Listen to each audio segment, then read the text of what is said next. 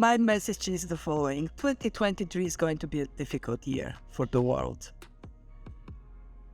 And the silver lining can only be that we use it to transform our economies, that we accelerate change that will underpin sounder prospects for growth, and that we, the IMF, fully recognize our responsibility to be a force for good, and a force we will be. This is what we see in 2023. For most of the world economy, this is going to be a tough year, tougher than the year we leave behind. Why? Because the three big economies, US, EU, China, are all slowing down simultaneously. The US is most resilient. The US may avoid a recession. We see the labor market remaining quite strong. This is, however, a mixed blessing, because if the labor market is very strong, the Fed may have to keep interest rates tighter for longer to bring inflation down. The EU, very severely hit by the war in Ukraine. Half of the European Union will be in recession next year.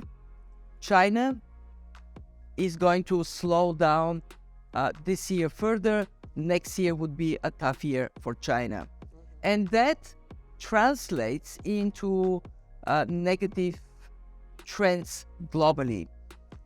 When we look at the emerging markets and developing economies, there the picture is even direr. Why? Because on top of everything else, they get hit by high interest rates and by the appreciation of the dollar. For those economies that have high level of debt, this is a devastation.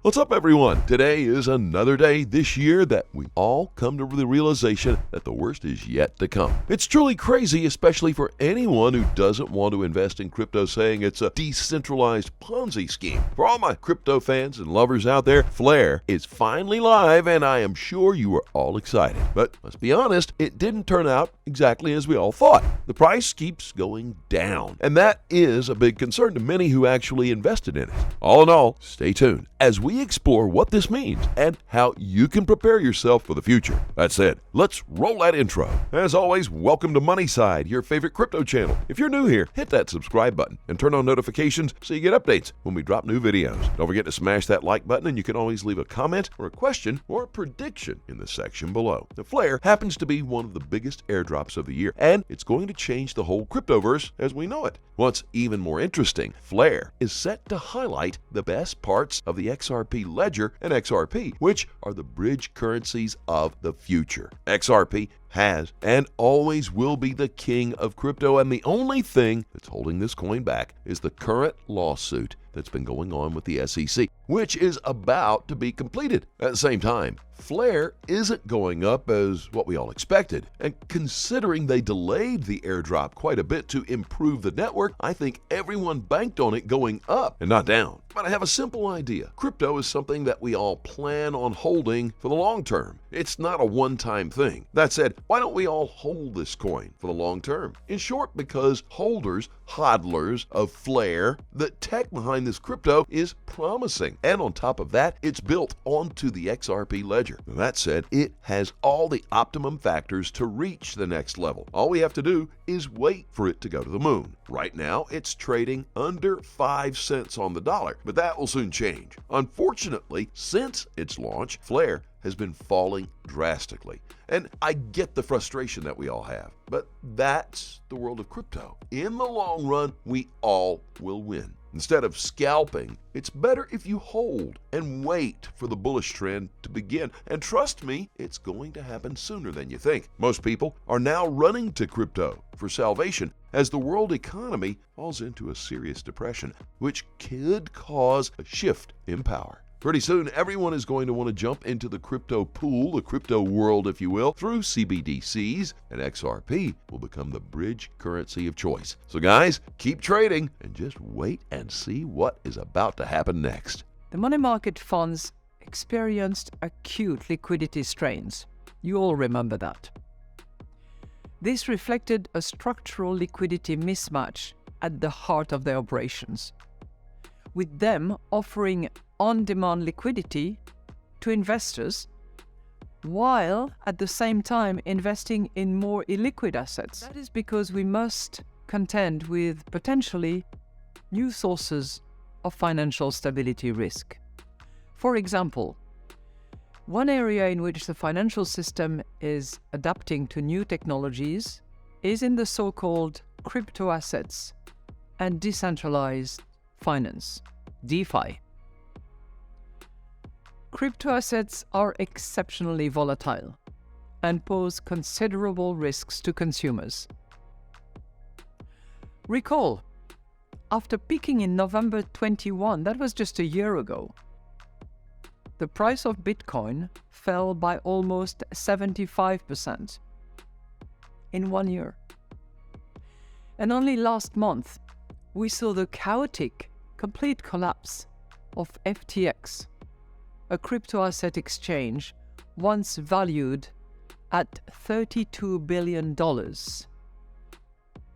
and a critical player in that field. While the impact of such episodes has been contained so far, systemic risk could easily arise from increasing interlinkages between the crypto ecosystem and the traditional financial system.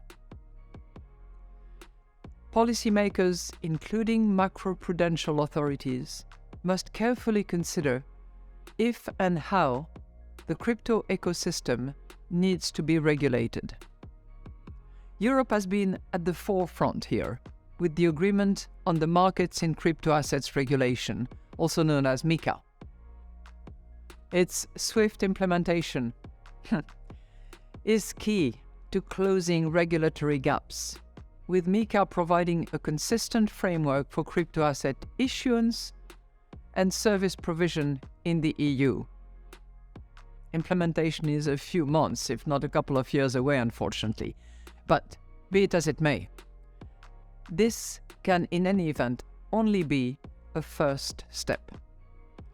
From a financial stability perspective, financial regulation could and should be enhanced along several dimensions. For instance, sectoral financial regulation needs to address the risk from interlinkages through financial institutions' exposures to crypto assets. Monitoring needs to be complemented by clarity on the regulation of lending and staking activities. I had to look up what staking was, but I'm sure you all know. And finally, market developments in decentralized finance should be taken into consideration as well. I'm sure more to come in the weeks and months to come. So let me conclude here. Heraclitus is said to have observed that there is nothing permanent except change. We can certainly relate to those words in an era increasingly defined by shocks to our economy. Change is at the root of why we need both a resilient financial system and adaptable supervisors. To ensure stability, the financial system needs to be able to weather rapid changes that produce shocks. And regulators and supervisors need to adapt to an ever-changing economic landscape if they are to continue effectively to safeguard the financial system. After all, unexpected crises often come from unobserved risks that were allowed to grow over time and eventually materialize. That is why macroprudential policy must remain alert to the emergence of new challenges as and when they appear. We therefore need to encourage resilience wherever it is lacking and adapt to change whenever it's necessary. As always, please do your own research and always trade safely, guys. Please keep in mind we're not a licensed financial advisor. All videos on this channel are intended for entertainment purposes only. You can always let us know what you think in the comment section below and start up a conversation. Thanks as always for watching. Couldn't be here without you. Don't forget to like this video and please click on that subscribe button below and turn on notifications. That way you'll get informed whenever we post our amazing content. Thanks again, and we will see you on the next Money Side.